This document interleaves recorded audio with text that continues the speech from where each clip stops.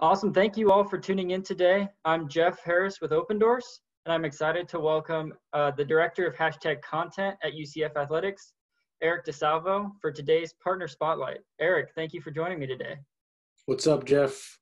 Good to be here with you and talking to our awesome team members here at Opendorse. Awesome. Thank you for joining. And you've always been very helpful in being active on the community and on the roundtables and stuff. So again, thank you for that.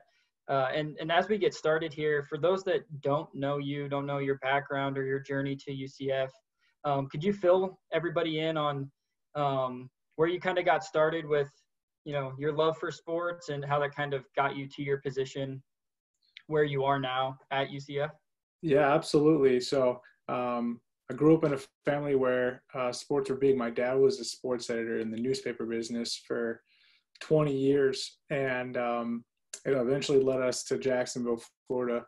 Shout out to Duval. And I grew up there from kindergarten on, and he was a sports editor for the first couple of years up there, and he just transferred that love of sports down to me. And ever since I was a kid, I always wanted to work somehow in sports. And you get to high school and you're like, I want to be on SportsCenter someday. And you talk about that kind of dream. And then I got to college here at UCF back in 2005 is when I got on campus at UCF as a young freshman. And I wanted to pursue the radio TV program, but at UCF you have to apply to get into the program, and it's GPA based. And my GPA wasn't like a 4.0, so I couldn't get in right away. And so instead of delaying my time at UCF just to get into that program, I majored in a more broad communication degree, and was open to, if I could do radio TV, find my way in, great. If not, I'll find another way. And I did find that other way, thankfully. Found my way into the athletics communications office on campus my junior year, thanks to my dad, who knew the head SID at UCF at the time, and started the first game on campus after 2 years. After my first 2 years at UCF, we were playing in the Citrus Bowl, and we finally built our on-campus stadium. And we opened up with Texas, and that first game, I was in the press box handing out stats to everybody.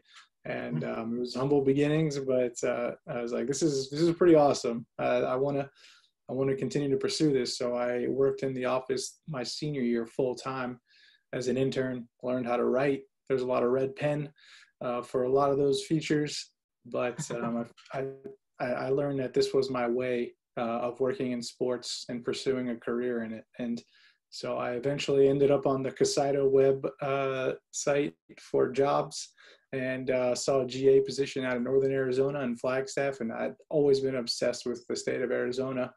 And my parents always told me if I wanted to go to grad school, I had to get it paid for.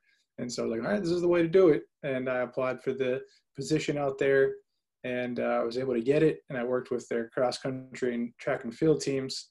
And those typically aren't like, the most glorified teams to work with, except at NAU, they were, because they were nationally ranked every year. We're on the podium at cross country and had people in the national championship races in track and field. And I knew nothing about track and field at the time or cross country. So I learned it and really enjoyed it. And that's where my love of social media developed, because there's no media covering you up in the mountains of Flagstaff, Arizona. And so you're your own media. And those were the early days of Twitter and Facebook. I was using the pages for our teams and posting like updates during events and keeping all the parents and everybody informed. And I was making highlights on my flip camera. That's right, flip cameras, man, those were the best. And cross country highlights, they're really riveting. But I did it in the name of content. And so that passion grew. So those 2 years out there were really beneficial in me getting my feet wet in social. And then when I came back to Florida, I ended up thankfully being able to get a full-time job back at UCF Athletics in the SID office. And I worked with volleyball and then baseball were my two main sports. And once again, it's not that much media coverage for those sports. They're all covering football and basketballs. And so I just utilized Twitter and Facebook the best I could. I was making highlights with my iPhone 4 and using iMovie. 50 people were probably watching them. It was probably a waste of time, but I was trying to really try my darndest. And then Vine blew up in 2013, my second year in that position, and I used the heck out of it for baseball and had a lot of fun with it. And our first social media director for UCF Athletics moved on, and the external boss at the time was Zach Lassard, who's now at Oregon State. And he said, Eric, I think you'd be a natural fit in the position. I'd like to get you into it. What do you think? And I was like, all right, sweet, let's do it. And that first season in that role, you know, I didn't know what I was doing. I just knew I was trying to do my best to promote these teams. And I was overseeing the main UCF Knights accounts across the platforms. And thank God Blake Bortles and Storm Johnson and all those guys did what they did for football. And we went to the Fiesta Bowl and beat Baylor. And it kind of just all took off and just continued to be able to add to our staff to where we are today, and been able to see this process out. So been at UCF Athletics now coming up on my 9th year. Dang, yeah. I mean, I've been talking to you for 4 or 5 years now, and you still shed some info that I don't think I've ever heard before. I did not know you did grad school in Arizona. Yes, sir. It's super interesting that I just did the same partner spotlight with Nick at Quinnipiac last week, and his journey was very similar. Wanted to do broadcasting, started into communications, was covering sports that he did not know at all at the time, and just kind of dove in and did it. So that's pretty cool that like there's those similarities there. And then since you mentioned, this is totally going off script, but since you mentioned Vine, have you guys adopted TikTok similar to how you've done Vine, or have you really dove into TikTok much yet? Haven't yet. You know, it's been obviously tough being off campus. We're wanting to implement it. I think we're going to get our interns really involved and try to let them take the reins on that. And thankful to have an awesome intern crew and really let them own that platform more. So we'll be continuing to develop a strategy before we go all in on it. Gotcha. Cool. And then like, as we get to the athletes specifically, what would you say that your goals and objectives are in your athlete marketing strategy when it comes to, you know, UCF athletics? Yeah. I mean, our goal, whether it's athletes, AD, coaches, is to get the content that is being created into the best hands possible to reach the maximum amount of audience. And, you know, that was a shift that we had years ago working with y'all. I knew that our alumni at the time were very valuable. I just wanted to get like content in the hands of Brandon Marshall. He was killing it on Sundays with the Jets. I was like, how cool would it be if we could get some UCF stuff to Brandon, you know, Throwback Thursdays, pretty basic stuff. And came across Blake and company at a conference years ago, and shout out to Kelly Mosier for selling the product really well. And I knew I needed it, and we were able to make it happen back in 2016. And then Shaquem Griffin was our first student athlete we onboarded. I want to say Shaquem had the first video from a student athlete put out through Opendorse. Yep. And we did an MTV Cribs with him because he stayed at the football facility all through training camp his senior year. And we just saw how the people engaged so much because it came from him instead of just our main football account. I was like, we're on to something here. Let's keep this rolling. And we always knew that the voices of our student athletes and coaches and our AD, Danny White, were more valuable than just the faceless account, basically. People want to hear from people. And so that strategy has been implemented to try to be the fullest. We're getting our SIDs involved as well for the teams that they work with and getting their student athletes on there. So continuing to see that develop over the years has been awesome because, man, you put the content in the right hands, you're going to meet audiences that you never dreamed you could meet. Mm-hmm. Yeah. And with content specifically, have you found, is there a certain like type or theme of content that your athletes are more, that they like more, or is it you guys create something and they just love sharing whatever it is that you guys create for them. Yeah, for the most part, I think showing off their personalities, it really helps. One of the ones that always comes to mind is when we went to the Gasparilla Bowl this past bowl season. We had Sammy Kincaid ride one of the roller coasters with Eric Yep. Mitchell, and we had the 360 camera. Sammy did a great job with the 360 camera next to him and got the whole ride. And she stitched it together, and we sent it out through Eric on Twitter. And like, he's maybe got 1,500 to 2,000 followers, and I think it ended up reaching hundreds of thousands of people.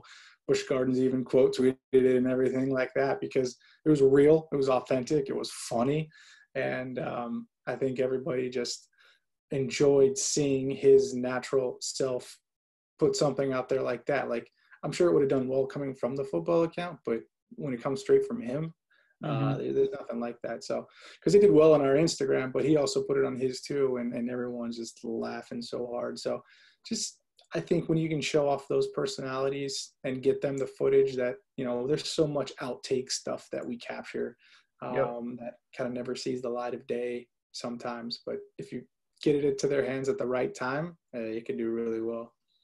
Yeah, and I'm glad you brought up the roller coaster example. That one was amazing. The other one I really liked was it was one of your, like, I don't know if he was a backup offensive lineman, but he was dancing behind the bench. Yeah, Cheeto. And he has he had like 700 followers, and I think he was able to capture 70, 80,000 impressions on that one video. Yeah, exactly. You know, we have access, thankfully, to the back end of the video board in game, and could clip out stuff and put it out. And he was dancing to Ain't No Mountain High Enough during one of the replays that was like taking forever, and our fans were going crazy. And I was in the press box, but I could hear them cheering for him because they were showing him on the video board on the sideline dancing to it. And I was like, all right, we got to definitely get this into his hands after the game. Yep. And sure enough, you get into his hands, he puts it out, and everyone's like, that was the best part of the game today. Thanks for making me laugh. And you just see the personable side, like fans relate to when he puts it out and can share how he made them feel on the stands, which is really cool. Yeah, for sure. So now if we hop in the DeLorean, hit 88 miles an hour real quick, and go back to 2018 with your My Championship campaign that you ran, or My National Champions campaign that you ran. Yeah. Can you give a brief background on that? And did you know that was going to go viral right away, or was it something that totally surprised you? In terms of Danny dropping that line, those 3 magic words, no, we didn't. We were prepared.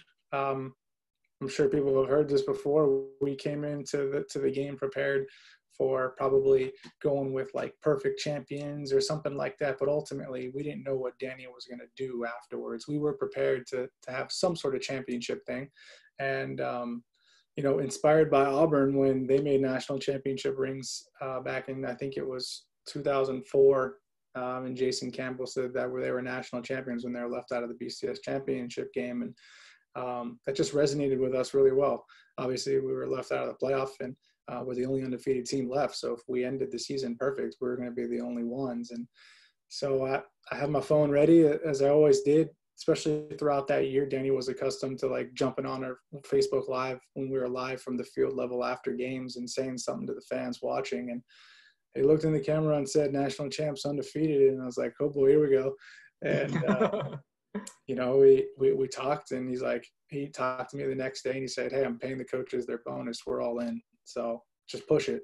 I was like, all right, those are the words I needed to hear. And so when it came to getting our alumni involved, because you could see that they were vocal about it anyway, we had the national champions graphic, and I figured we might as well just apply it to some pictures from the game and stuff like that, and just use that hashtag My National Champions from these alumni when it came to baseball players, basketball players, football, whoever it was. We were pushing it to them, and it was really resonating well with our fan base because they just wanted to see the buy-in from everybody.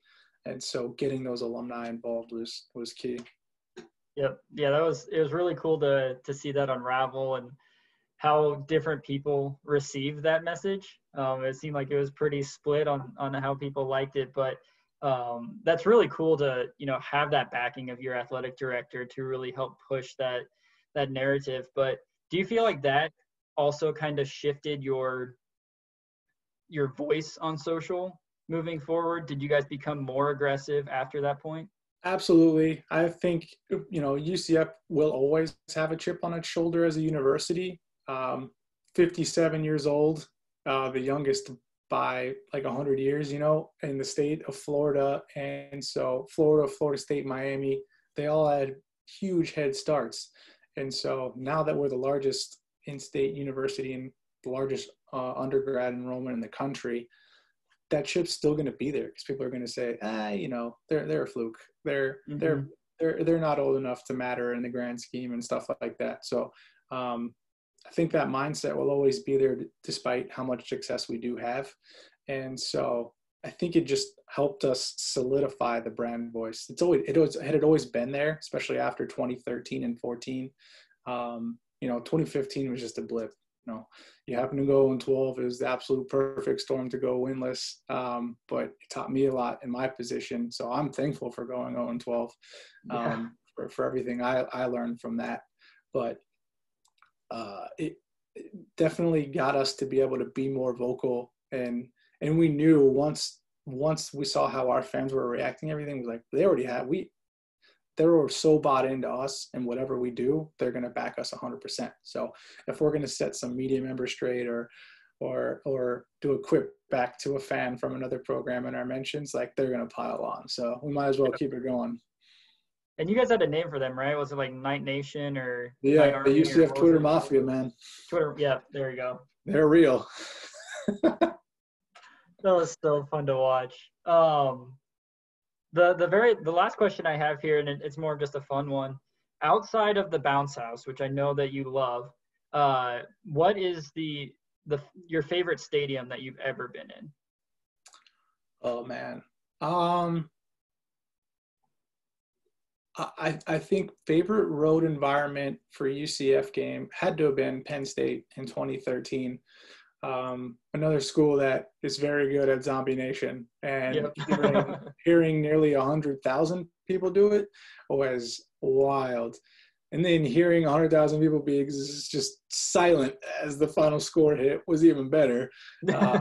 And so, but that environment was awesome. They were loud. There was, I think it was a whiteout in the student section, and they had the S in navy blue in the student section, and it was just that's like that pageantry right there for college football. I think that was super unique. And then the next year we played them in Ireland, and that was super cool, right? You're playing a football game in another country, and seeing the fans just like react to good plays overall. We didn't have many in the first half. We had more in the second half.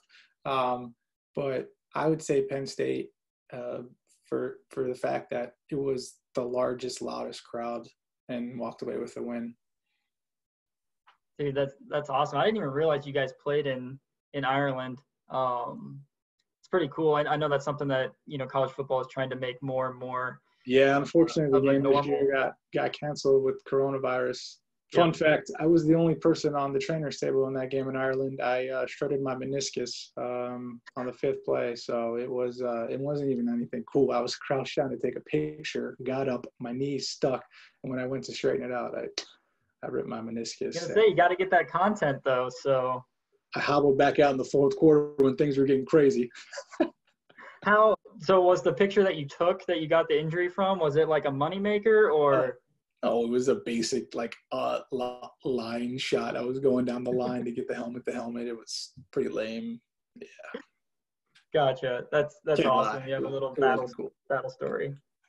Yeah. Well, perfect.